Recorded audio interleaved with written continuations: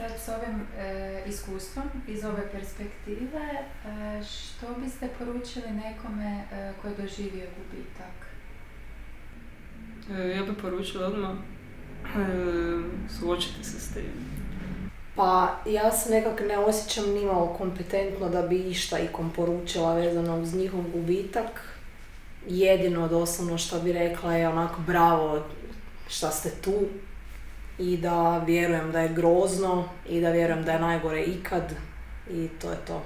Ja bih rekla imaj strpljenja, možda ne strpljenja, mislim da strpljenja, ali i razumijevanja za sebe i da to je nešto kroz što nažalost moraš proći iako ne želiš.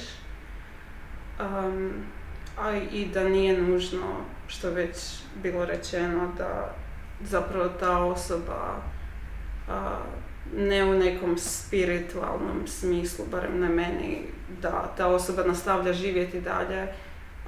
Ja sam imala realizaciju da ta osoba nastavlja živjeti dalje kroz tebe i dokle god se ti sjećaš nje. Mislim, to je često rečeno, ali na način da ti nastavljaš ono što su oni voljeli, ti nastavljaš neke njihove navike, ti nastavljaš raditi nešto u čast njima, tako da na neki način oni su i dalje prisutni možda.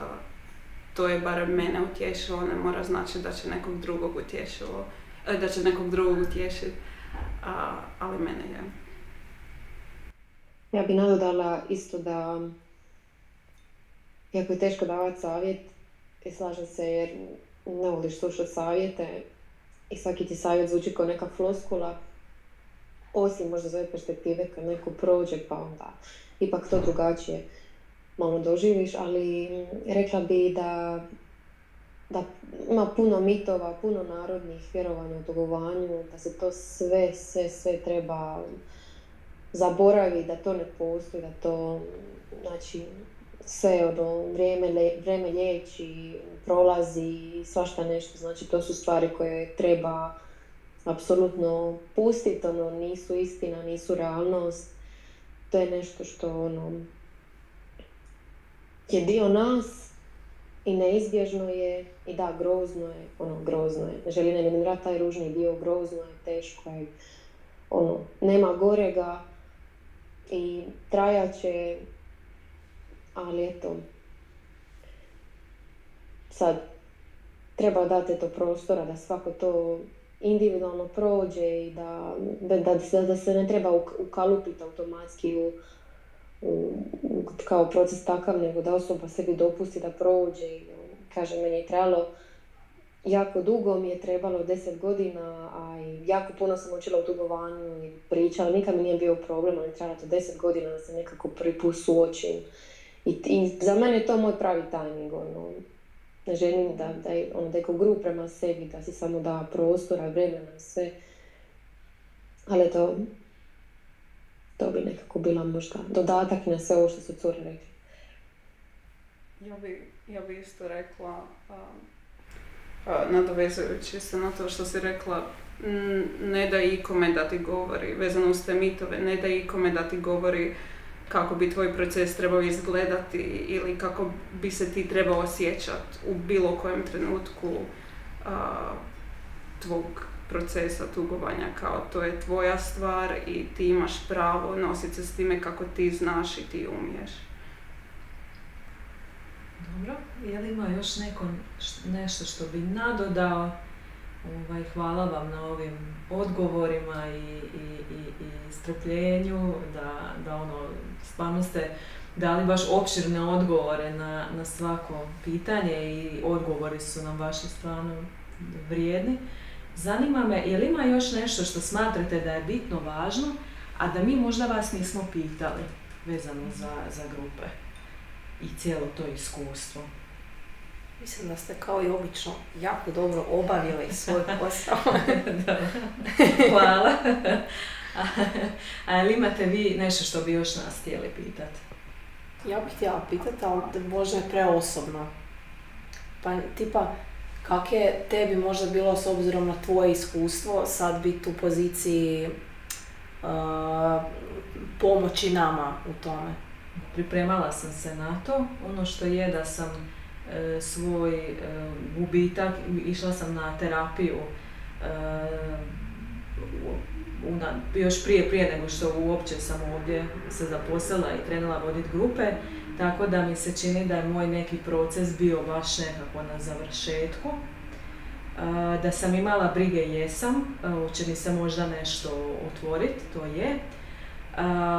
Ali sam imala neko povjerenje, ako vidim da mi nešto se otvori, da ću onda otići ili na superviziju ili porazgovarati sa kolegama.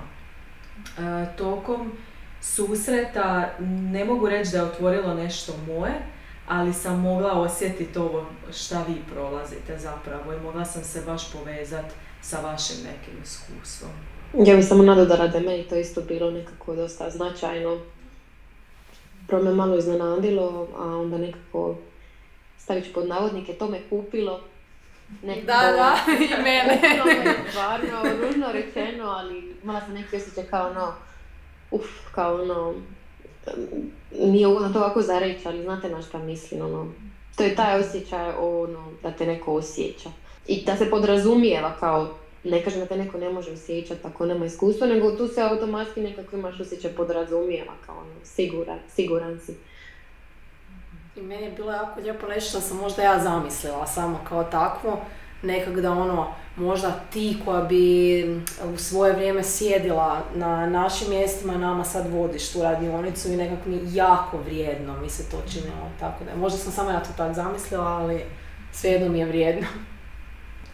Da, ja bih isto nadodala i kad nam je voditelj isto podijelio priču jedne svoje situacije isto, nekako onda nemaš taj više osjećaj toliko voditelja i tvoje uloge, imaš osjećaj kao da ste jednostavno tom obostranom razgovoru baš dobiješ nekako, ode to u neku dubinu, malo ipak veću sa nekim iskustvom, eto. Je. Baš je bilo ovo na razini povezivanja i nekog osjećaja i mislim da ono što mi je bilo onda važno vama prenijeti poruku upravo ovo, da je različito za svakoga, da traje koliko traje, da nema nekog nestrpljenja sa sobom, da je potrebno dosta nježno sa sobom, tako da evo to iskustvo mi ko voditelj je, mogu reći, pomoglo onda u vođenju.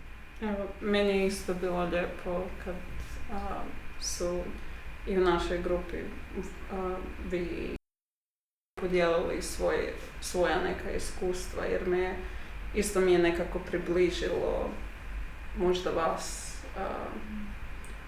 Da.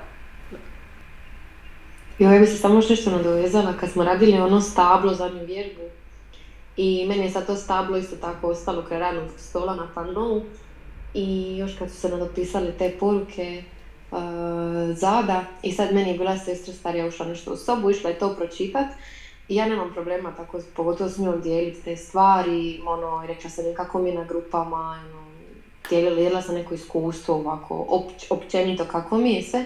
Međutim, kad je to išla pročitat, baš nisam htjela da pročita, ne iz neke neugode ili srama, bilo čega, dapače, nego imala sam osjećaj, to je samo moje.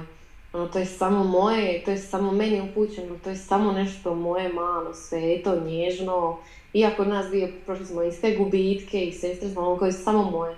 Tako da, i nadovezala bi se na ovo prethodno pitanje, to sam dobila iz svojim iskustvom. Nešto što je samo moje, ti samo neki moji ljudi, naša priča i naš taj sastanak srijedom. I baš mi je nekako bio zaštitnički osjećaj, kao, radili smo tu neku vježbu, ali to je samo moje, kao, ipak pusti to, nemoj čitati, rađi bi da ne čitaš. Mogu samo reći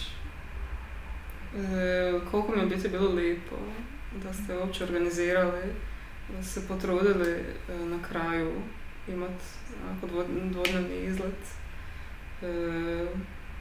Imali smo 2 dana, smo bili na Sljemenu i smo tako radili vježbe. I to kako smo imali 2 grupe odvojene, spojili smo te 2 grupe i mogli smo upoznati drugu grupu. i malo se upoznati s njima i s njihovim iskustvima, ne samo iskustvima sa tugovanjem, nego iskustvima i u grupi. I em što smo imali grupne razgovore, em što smo imali razgovore 1 na 1, em što je bilo u prirodi, znam, nije svima pasalo, ali mislim meni jako pasalo, ali općenito da je to jedan jako oslobađajući element, kao da nismo u jednoj zatvorenoj sobi, da nismo u gradu, nego da smo negdje potpuno nekako, tako reći, ne znam, povezani s prirodom. I da se nam dali, da smo imali navečer zabave, mislim, imali smo još druženja, potpuno odvojena od ikakve psihologije i slično, nego smo stvarno mogli se opustiti i biti potpuno svoji i vidjeti se izvan sfere tugovanja i svega toga i posla. Tako da mi je to na kraju, nakon cijelog tog putovanja, bio jedan veliki, neću reći plus jer mi se to zvuči onako matematički, ali ne znam, kao jedan veliki, ne znam, srce na kraju rečenice. To je nekako zamišljeno i u prirodi kao da se zaokruži taj dio, jer je taj vikend bio usmjeren na rast i razvoj i snage nekakve, tako da onda taj spoj sa prirodom je bio.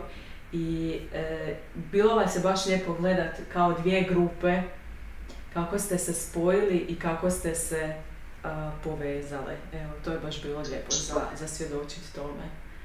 Meni isto baš je na neki način lijepo je zaokružilo sve to.